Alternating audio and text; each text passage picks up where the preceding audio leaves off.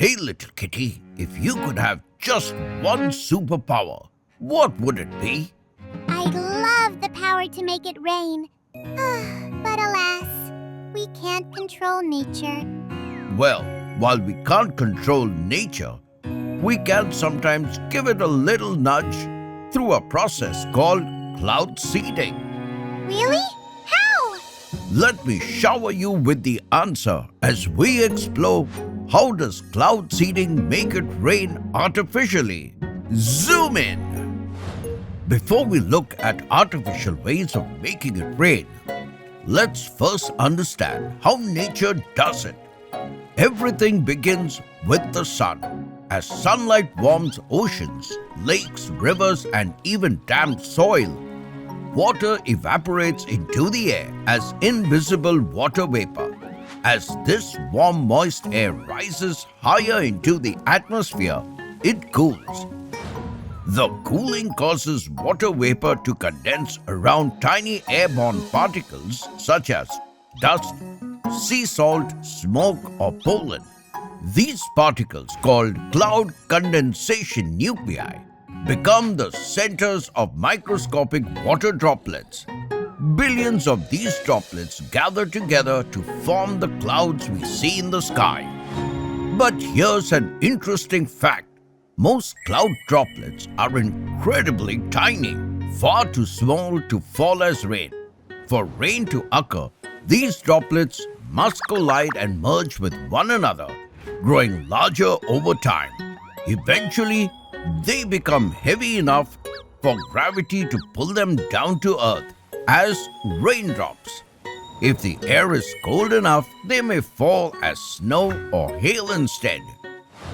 Now imagine a region that desperately needs rain. Farmers watch their crops dry out. Rivers shrink, reservoirs lose water, and entire communities struggle with drought. Sometimes clouds are already floating overhead, but they don't produce enough rain because the droplets inside them remain too small. This is where science steps in with an interesting technique called cloud seeding. So, how does it work? First, it's important to understand that cloud seeding does not create clouds from nothing, and it cannot magically make rain on a clear, cloudless day. Instead, it helps certain existing clouds become more efficient at producing precipitation. For cloud seeding to work, scientists first identify suitable clouds using weather satellites, radar, and computer forecasts. Then, specially equipped airplanes release tiny particles into the clouds.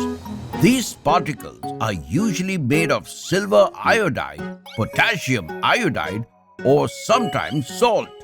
They are called seeding agents because they provide additional surfaces where water vapor or overcooled water droplets can gather.